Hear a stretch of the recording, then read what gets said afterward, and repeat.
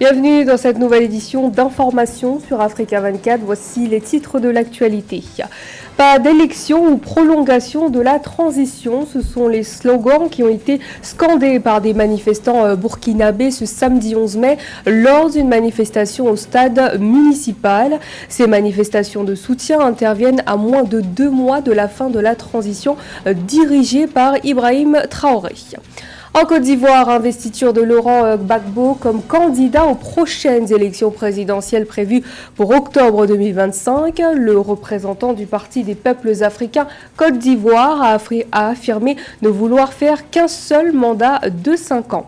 Et enfin, c'est désormais au ministère de l'Intérieur gabonais qu'a été confiée la lourde tâche d'organiser les élections politiques qui sont prévues en août 2025, les institutions précédentes ayant failli à la mission selon les autorités de transition. Les détails dans ce journal. Au Tchad, l'arrestation d'au moins 76 militants du parti politique de Succès Masra.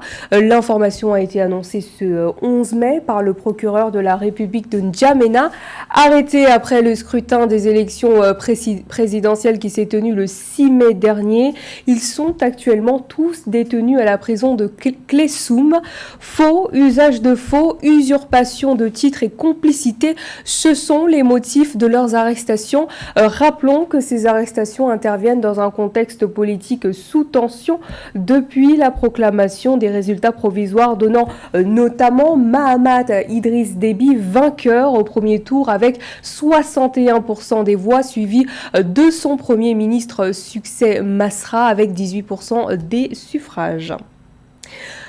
Prolonger le gouvernement de transition, c'est la demande de plusieurs centaines de Burkinabés qui ont répondu à un appel à manifester ce 11 mai, un appel lancé par la coordination nationale des associations de veille citoyenne. Les manifestants se sont rassemblés dans diverses localités du pays et ils ont convergé vers le stade Issoufou Joseph Konombo de Ouagadougou, Cheikh Omar Kamara. Au Burkina Faso, des milliers de personnes se sont rassemblées samedi 11 mai 2024 au stade Issoufou Joseph de Ouagadougou, la capitale burkinabé, pour manifester leur soutien au gouvernement de transition dirigé par le capitaine Ibrahim Traoré. Ce grand rassemblement intervient à la suite d'un appel de la Coordination nationale des associations de veille citoyenne CNAVC. Cette dernière a appelé à la tenue des assises nationales devant déterminer la suite à donner à la transition qui arrivera à échéance le 1er juillet 2024, conformément à la charte de la transition du 14 octobre 2022. Pour continuer cette marche triomphale, toutes les couches de notre société sans exception, sans distinction aucune, sont appelés à décider dans un futur proche du destin de notre pays qui n'est rien d'autre que la prolongation pure et simple de cette transition qui est celle du peuple couronné par le digne fils du pays, le capitaine Ibrahim Traoré. Les manifestants ont également réclamé, entre autres, la prolongation de la transition ainsi qu'une nouvelle constitution pour la libération totale et la refondation du Burkina Faso. Une fois de plus, le peuple aura l'occasion de s'assumer devant l'histoire et de se sauver lui-même sous le leadership éclairé d'un homme d'État, au sens du terme, le capitaine Ibrahim Traoré. Oui aux assises nationales, oui à la prolongation pure et simple de la transition. Pour rappel, le capitaine Ibrahim Traoré est arrivé au pouvoir en septembre 2022 à la suite d'un coup d'État contre le lieutenant-colonel Paul-Henri Damiba qui avait renversé Roch Marc Christian Kaboré 8 mois plus tôt. Cette crise institutionnelle est le résultat d'une situation sécuritaire qui ne cesse de se dégrader depuis près de 10 ans. Dans l'actualité également, le Parti des peuples africains Côte d'Ivoire a procédé ce 10 mai 2024 à l'investiture de son représentant candidat pour l'élection présidentielle d'octobre 2025. Une investiture qui s'est tenue à Abidjan et durant laquelle l'ex-président Laurent Gbagbo a exprimé son souhait de briguer un seul mandat de 5 ans. Esther Conan. Le Parti des peuples africains Côte d'Ivoire, PPACI, a investi son candidat pour l'élection présidentielle d'octobre 2025. Le parti d'opposition a précédé à l'investiture de l'ex-président Laurent Gbagbo. Le vendredi 10 mai à Abidjan devant un parterre de personnalités, notamment des représentants de partis politiques tels que le PIT, le MFA, des diplomates, des chefs traditionnels. J'accepte d'être votre candidat pour aller à la bataille. Nous ne pouvons pas laisser les autres se battre pour nous. Laurent Gbagbo, alors âgé de 78 ans, a affirmé ne vouloir faire qu'un seul mandat de 5 ans. Parmi les 10 priorités du candidat du PPACI pour l'élection présidentielle figurent en premier lieu la santé, l'éducation et le logement. Mes chers amis, si nous voulons que notre pays soit bien, menons des combats. Je vais faire un seul mandat.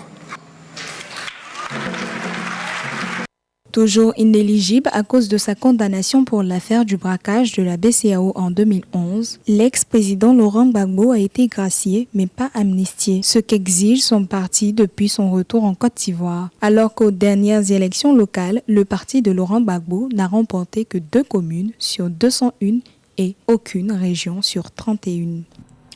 La tension monte en Tunisie ces derniers jours et pour cause, les membres du Front du Salut National opposés au président Kais Saied ont manifesté dans les rues de Tunis ce 11 mai pour réclamer une date pour la tenue des prochaines élections présidentielles, mais aussi la libération des opposants et journalistes. En effet, une vague d'arrestations a visé des journalistes et des avocats, parmi lesquels l'arrestation de l'avocate Sonia Damani ce samedi 11 mai à Tunis, réputée pour ses critiques envers le président du régime actuel. Une arrestation jugée spectaculaire au vu du nombre d'hommes cagoulés qui l'ont arrêtée alors même qu'elle participait à une mobilisation à la maison des avocats ce samedi sous les yeux de ses collègues. Au Gabon, l'organisation des élections sera désormais assurée par le ministère de l'Intérieur. En effet, le gouvernement de transition du Gabon a mis en place l'une des résolutions du dialogue national inclusif organisé du 2 au 30 avril 2024, celle de confier l'organisation des scrutins d'août 2025 au ministère de l'Intérieur. Une décision qui fait suite à l'échec des anciennes institutions en la matière. Nathalie Mouf.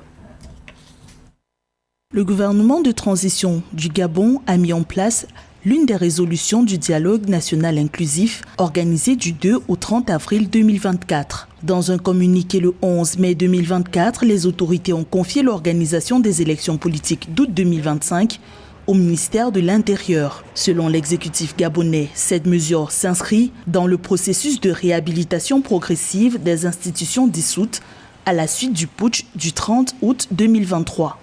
L'organisation des élections sera désormais assurée par le ministère de l'Intérieur, comme c'est le cas dans les grandes démocraties du monde.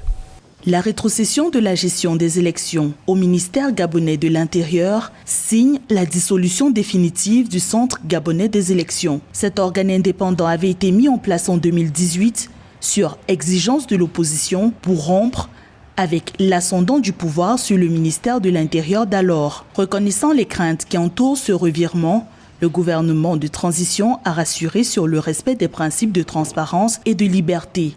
Le CTRI avait dissous les institutions de l'ancien régime qui avaient failli. L'une de celles qui avait le plus failli était le Centre gabonais des élections, CGE. En tout état de cause, l'organisation des élections par le ministère de l'Intérieur sera entourée de toutes les garanties de transparence, de liberté et de participation.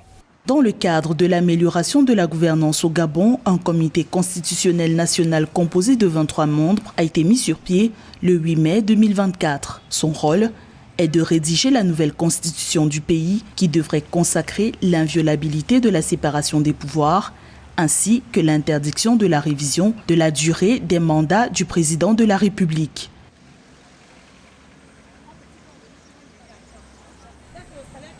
À présent de l'économie, la Tanzanie connaît un regain d'investissement avec une augmentation de 5,7 milliards de dollars entre l'année fiscale 2023-2024.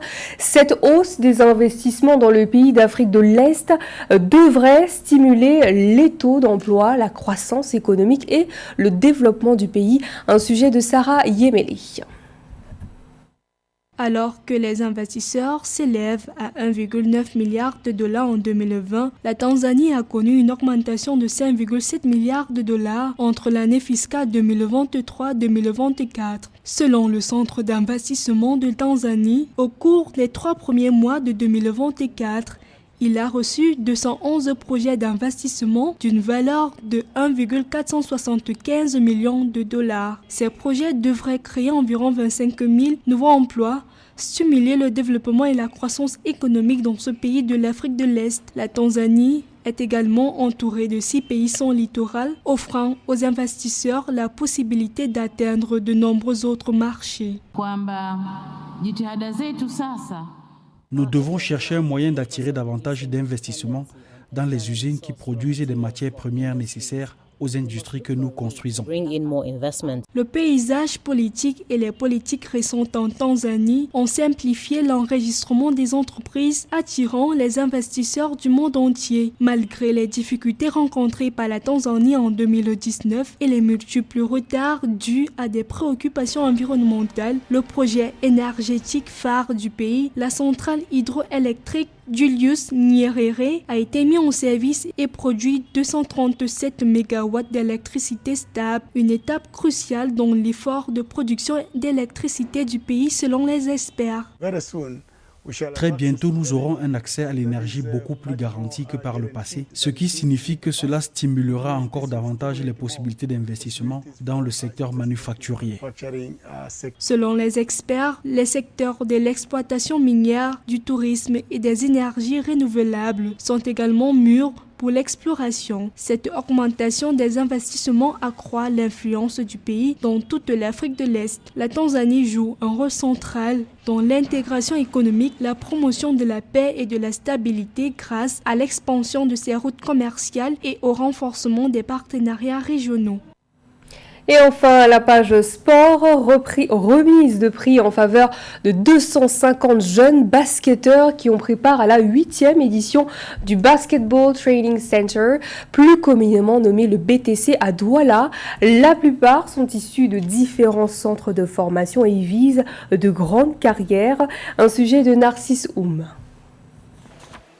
Plus qu'une passion, un battement de cœur. Le basketball ce samedi 11 mai 2024 a été à l'honneur du côté du gymnase du Collège Liberman de la ville de Douala.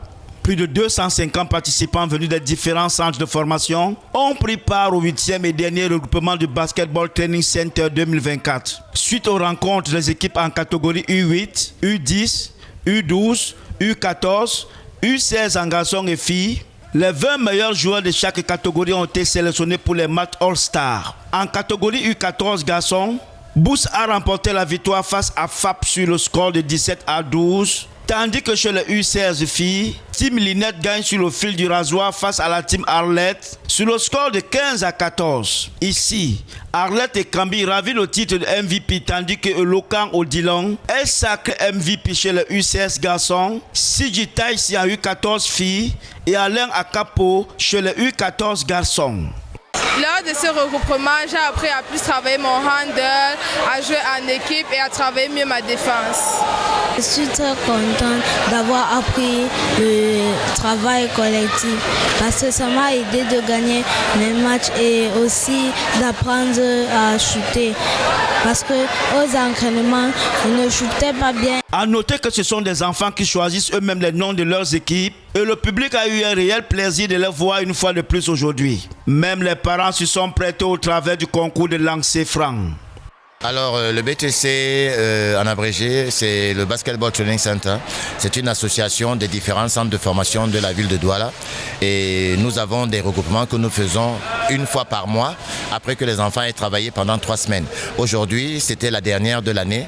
Et la dernière de l'année, c'est le jour où on remet les récompenses les meilleurs joueurs, les meilleurs élèves à l'école, parce qu'on encourage aussi les études, pas simplement le basketball. Et c'était une fête. Il y a les parents qui sont là, qui participent. La cérémonie s'est terminée par la remise des médailles et trophées aux 250 participants. C'est la fin de ce journal. Merci de votre fidélité. Dans un instant, retrouvez une nouvelle édition de l'actualité sur Africa 24.